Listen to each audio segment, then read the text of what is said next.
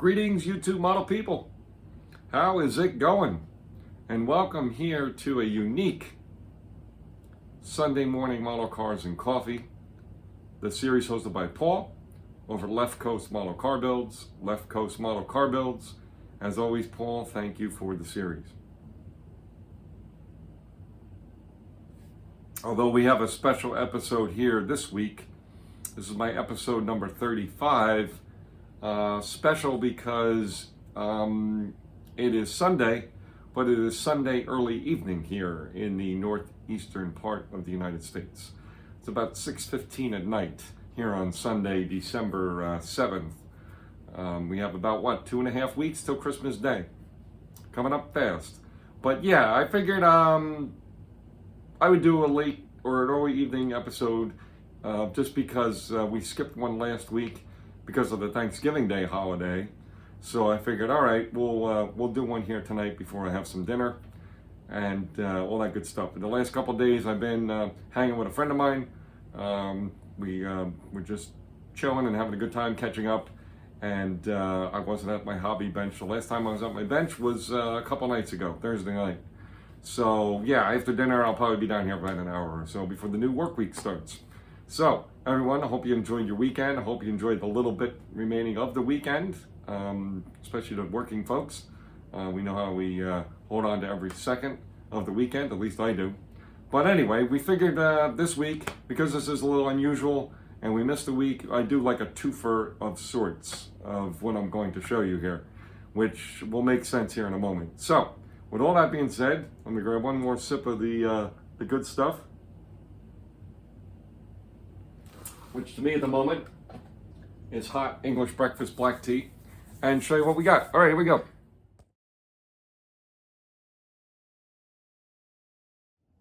Okay, here we are, folks. So as you saw from the box art, this is a monogram Pontiac Firebird kit.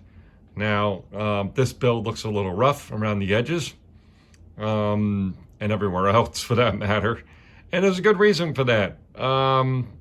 I don't have an exact year, but I believe it was approximately when I was 16 years old that I built this. And didn't know a lot about a lot of things, that's for sure, as far as the scale model building hobby. Right, I just knew it was a lot of fun, and I enjoyed building cars, and I enjoyed building other things too, but I did mostly cars and vehicles, and this was one of them. So when I was 16, let me do some quick math here, I would have been, let's say, approximately,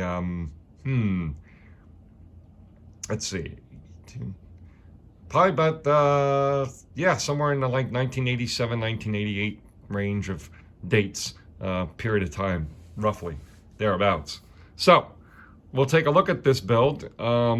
Sadly, the decal here in the front finally fell off just from age, and I keep this one proudly displayed right up here on these shelves I have right above my bench, because this is the oldest, one of the oldest, well, certainly it's the oldest model car that I have, that I kept all these years. It's not the oldest model I have ever built. That was a Howard Johnson's HO scale for a model railroad layout. I have that, which is really a prized possession along with this. So what do we have here? So we didn't paint it. That's the first thing. This is body color, molded in color, okay? We hand painted the gold and all that good stuff.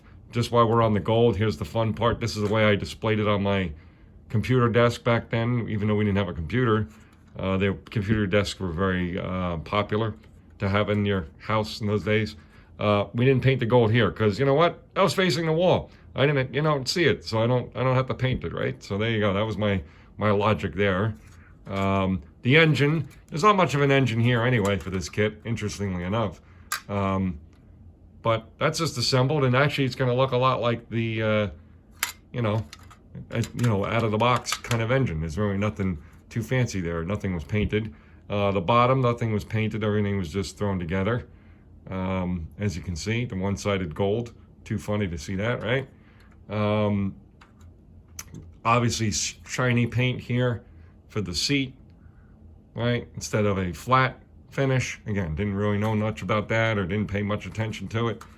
The back lens here, got the glue mark you can see in here behind, right? And I didn't paint it, obviously, any kind of transparent paint and all that good stuff. So, what happened years later is that, many years later, which is probably about 10 years ago, probably in 2015, you hear me mention it many times, of the founder of, or not the founder, but the I guess you could say the creator of the 48-hour group build weekend, Chip, his channel name Chevy Cheeseburger. He said, hey, how about look for the oldest model car you built in your collection and rebuild it now with your current set of skills. So that's what I did. I participated and I had a blast doing it. So under this little towel here, you're going to see a build I did about 10 years ago of this exact model, built exactly, basically the same, except for a couple small twists with my set of skills as of 10 years ago.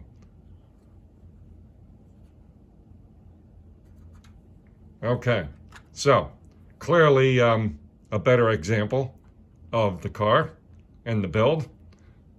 Interestingly enough, the engine, as I say, yeah, I painted it a different color, but it's pretty much not that fancy, not that involved. The gold here, bit neater for sure, hand painted again, and also gold on the other side. We didn't skip it this time, of course. The interior, we went a little different than the original. I like the lighter, like kind of beige seats and such. Instead, the underneath, we definitely painted stuff and all that good jazz.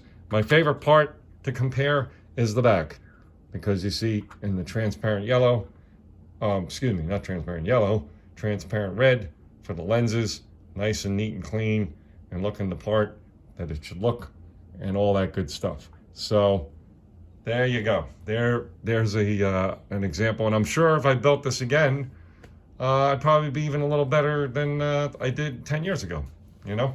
Although, for me, that version there 10 years ago came out pretty well, pretty clean for me.